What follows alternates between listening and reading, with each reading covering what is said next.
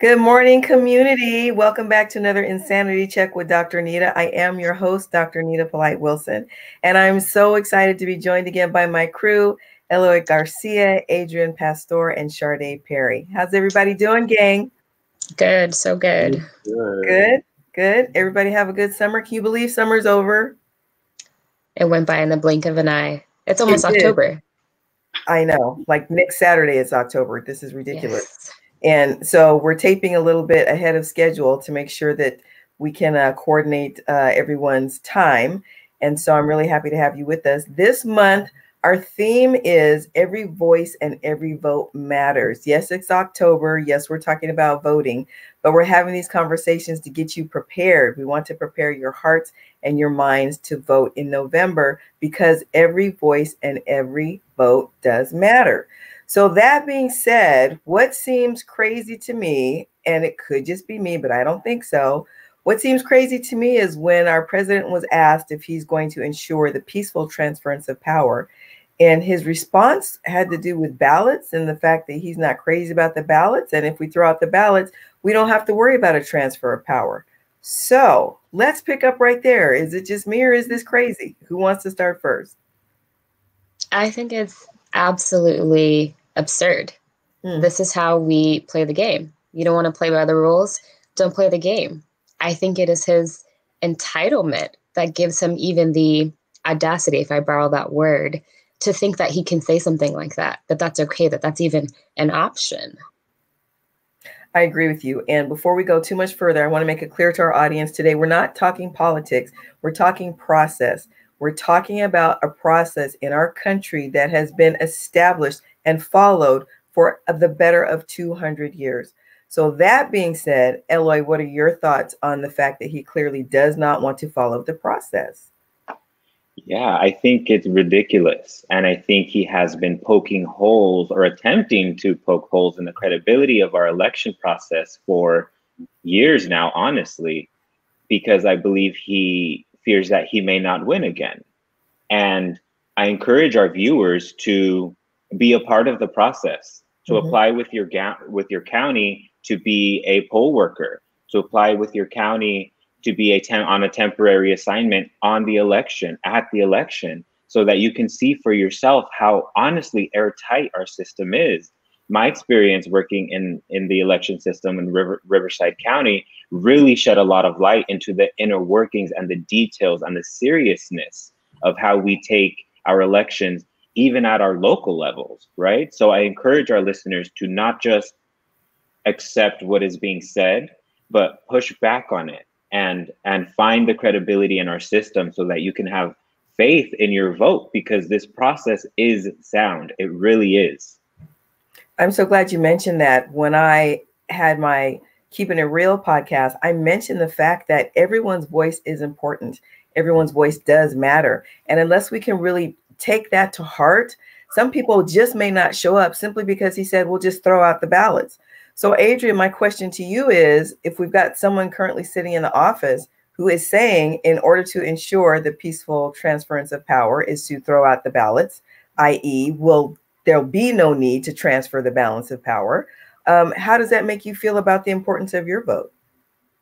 It makes me feel like my vote means nothing then, because if we're not taking into consideration the most basic thing, which is voting, which is something that everybody in this country should be able to do, quite frankly, then it makes me feel like my voice doesn't matter. It makes me feel like my voice is being thrown away. And to come from a president who says that every person in this country matters, well, when you put things into a situation like this, clearly they don't, because not even, me or anybody else could feel like their voice is even remotely important when the most basic fundamental thing like vote is being ignored. So it's difficult. It's difficult to reason with that and understand his philosophies when he's not even following them himself. And it's as basic as the process you mentioned. The other thing that really concerns me is the notion that if he wins, it was a fair election. If he loses, it was a rigged election.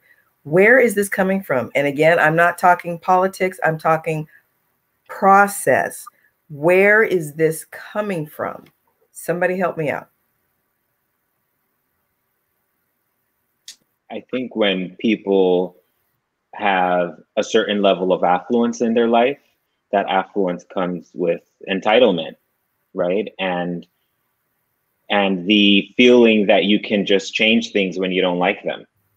And this isn't, our country isn't a private business. It's not a corporation that is run from the top down. You know, democracies have a balance of power that need to be respected. And I think his point of view has been influenced by his privilege, honestly. So when you think about privilege, let's look at Michael Bloomberg, clearly privileged. He's got all this money. He's paying the fines for ex-felons so that they can vote. How does that play into this year's election?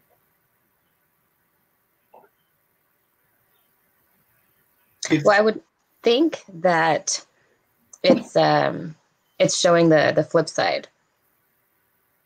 Here's someone that has power, that has money, and is using it in a way to give back, to empower, to make sure that everyone is able to contribute their ideas and their beliefs.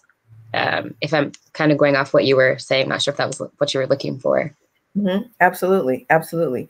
And when we think about our political pundits and how they keep saying he's not going to win, he's going to get voted out of office, this is kind of deja vu all over again. They said the first time around, he's not going to win. There's no path forward. And lo and behold, who's in the White House? So now let's talk about making predictions. Is it me, or is it crazy that these people have not seemed to learn their lesson and they keep saying he's not going to get back in the White House? Am I the only one who thinks those are not wise comments to be making? No, you're not. Oh, sorry. Go ahead, Adrian. No. I affirm it too. I don't think it's crazy. And if, like you said, we've learned anything from 2016, we should be applying that to where we're at right now. I totally agree with you. I don't think it's crazy whatsoever. And I think that, you know, if we don't learn to look at history and the way things have played out, history will continue to repeat itself. Absolutely. Sade, you were going to add to that? I was just going to say, I don't think it's crazy. And I think I'm even a little bit guilty of this. You know, the American dream is the HEA, the happily ever after. And so keeping that notion in mind, it's just like, it's not going to happen because we don't want it to happen, because that's not what's right. But I mean, look at where we are in life. There are so many things that aren't right, that we don't want to happen, that are still happening.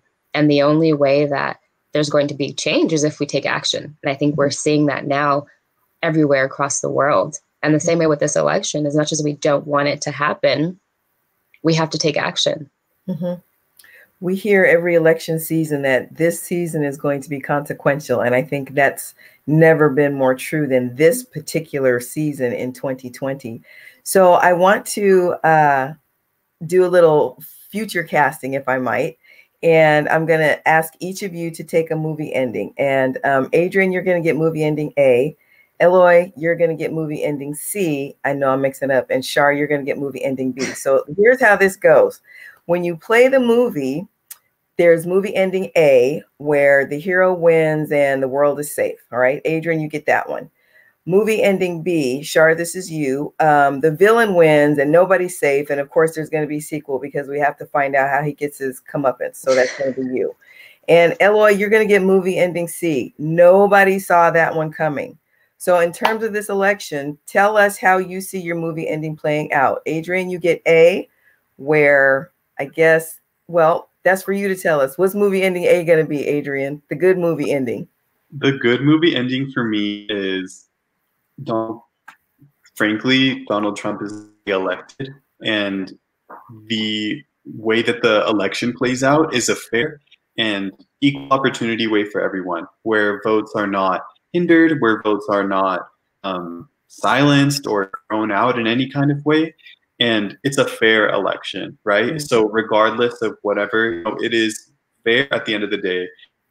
Ideally, it would be with him in office, in my personal opinion. And I feel that fairness is just like utmost when it comes to that. It should be fair. It should be fair for everyone. And you shouldn't have to feel like your vote is just essentially going to be away. I agree with you 100%. Movie ending A results in a fair election. Again, because this is not about politics, it's about process. Regardless of who gets in the office, movie ending A is about a fair election. All right, Shar, movie ending B, what's that going to look like where the bad guy wins? Okay, so the bad guy, hypothetically speaking, stays in office, continues to reign on his throne. The process will kind of settle down, things will get in order, you know, his team will be assembled, and the American people have to accept that this is the reality that we've been given. And, you know, like the undermine, we don't kind of just sit and take it. We find other loopholes and ways that we can contribute change and maybe be more effective working with this villain, so to speak. You can't beat him, join him. I think we go after the little guy. I think, you know, he's up here on this throne and he's got tiers and tiers. And so we go for the state legislators and we go for the senators and the governors and the people that can kind of get to him since he's already in this sphere. And so the movie becomes this uprising in a sense of how are we going to meet him on his level so that we can play, so that we have a fair chance at this process. That speaks to strategy, and I like that. So movie ending B is strategy, where we find a way to thwart the villain, but we do it righteously and we do it correctly and we do it according to the process. My question for you there, and I'm going to challenge and push back a little bit, is there are people currently in his administration who do not necessarily agree with everything that he does. So if we're talking about going through the little guy, how come it's not helped yet? Or maybe things would be much worse off than we would possibly realize if they weren't there. So tell us how some of the people that are already in his administration who are on his team, but not necessarily supporting everything that he says, how could they impact change moving forward, assuming that he does get another term? They need to know their voice is heard. The same way that we have the power to vote and our vote essentially puts this person in election, these people have titles and they have more power than we do, but how much of that actually takes effect? I feel like if they know they're the majority, if everyone can be in a general consensus, then that's how we make change. Everyone has to be together. So there can be a select few that kind of feel like, I don't know if I agree with this, but the same way when you have a juror that makes a decision, everyone needs to be unanimous. And so I think it's still about working together and making sure that we're all on the same page. And if that takes hours and hours of debating and talking, of working through things, and that's your job. That's where you're there. Put in that overtime. The challenge with that is either these people feel so exasperated that they leave, or they become marginalized even in their current position. Look at the current FBI director. He has clearly said there is no chance of fraud with mail-in ballots, and yet his president keeps berating and belittling him, and even to the point of one of his representatives coming out and saying this guy can't even find an email in his inbox. How does someone stand up for what they believe in and yet still deal with such a toxic environment? Isn't that the country that we have built? Isn't that where, as a person of color, the struggle that we have gone through? I feel like you keep pushing it. You keep fighting it. You keep saying it, and hope that more people will agree and will back you up to the point where it's a million voices versus one. At some point, it can't just be you. It's got to be everyone else. What other option do we have? Yeah, except to keep going. All right, Eloy, movie ending C, the ending that no one expected. Lay it on us. What you got? I think movie ending C is riddled with uncertainty and anxiety. I think an expectation that we may not be aware of, or something we're not expecting to happen, may be the amount of time that is needed or taken to iron out the details of the election.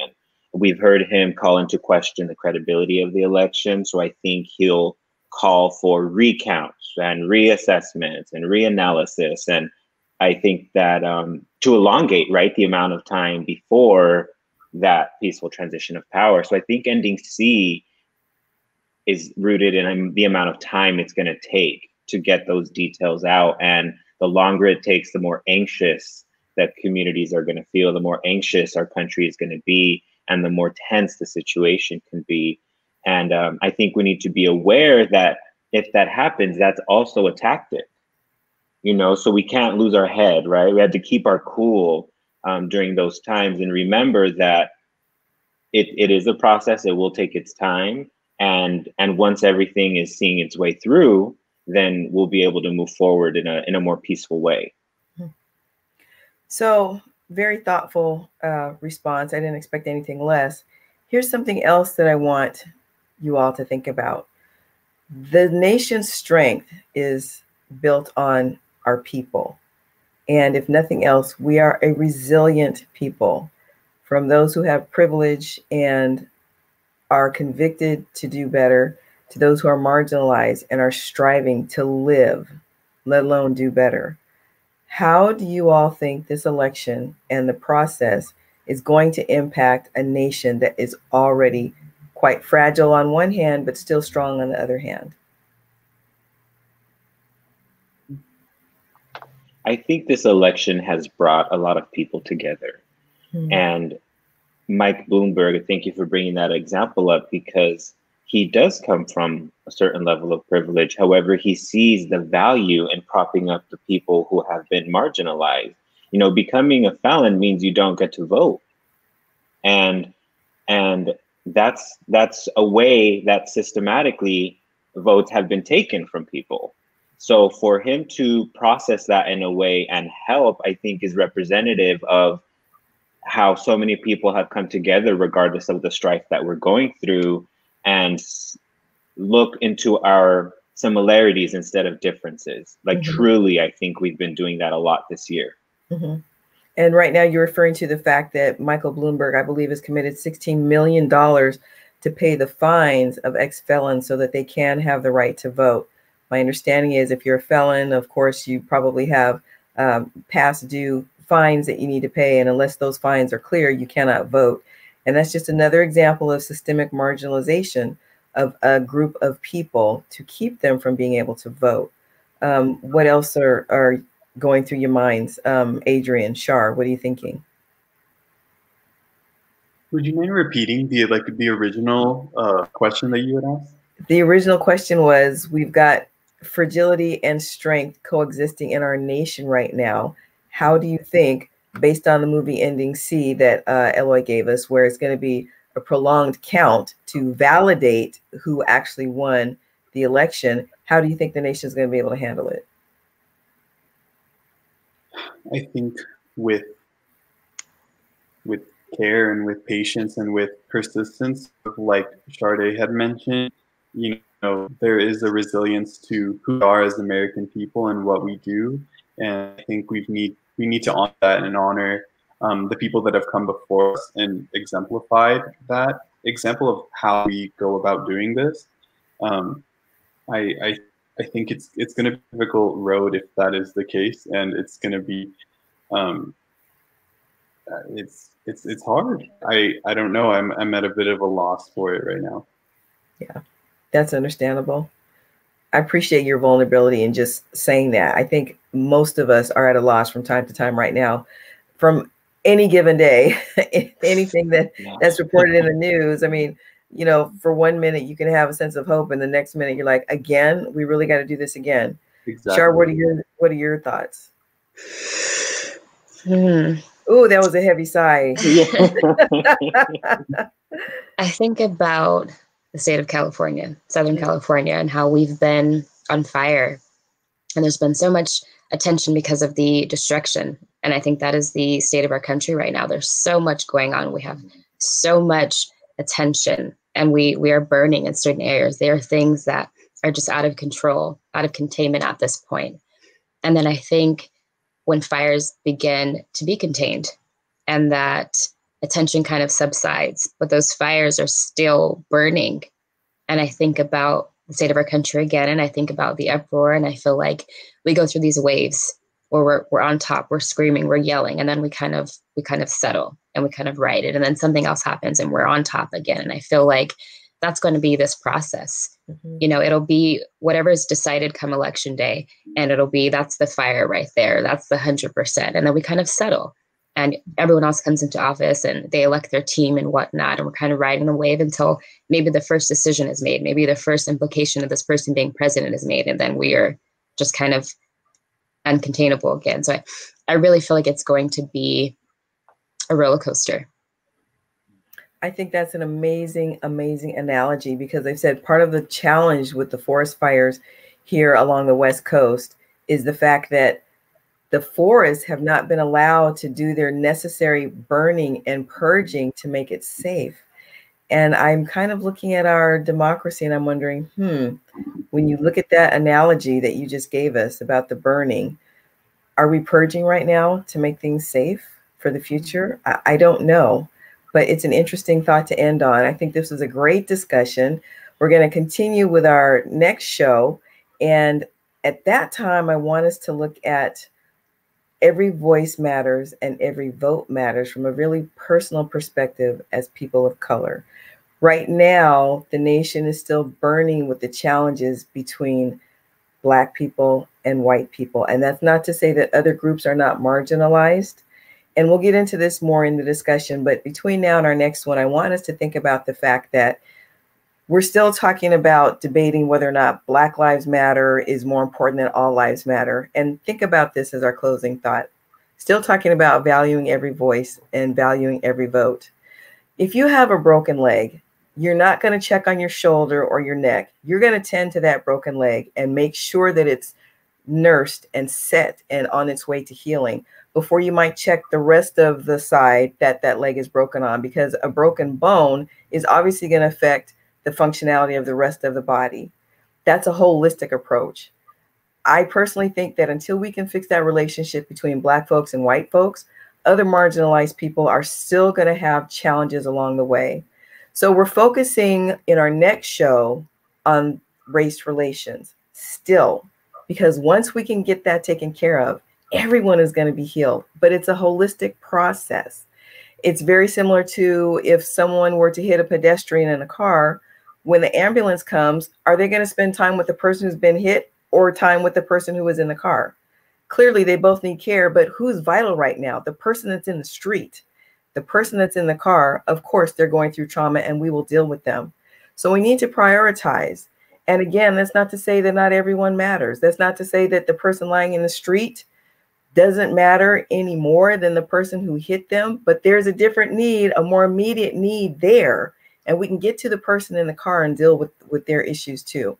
So I hope that those two analogies didn't confuse things. I hope it made it clear for you that while all people who are marginalized, and there are white people that are marginalized depending on the situation, I strongly believe we need to fix this relationship with Black people and white folks and everybody else. So that's where I'd like to go next when we're talking about valuing every voice and valuing every vote. I want to thank my co-contributors, Eloy, Sharday, and Adrian. We will see you next time. And in the meantime, I want you to remember to stay blessed and keep it real. I'm your host, Dr. Anita. Thanks for joining us.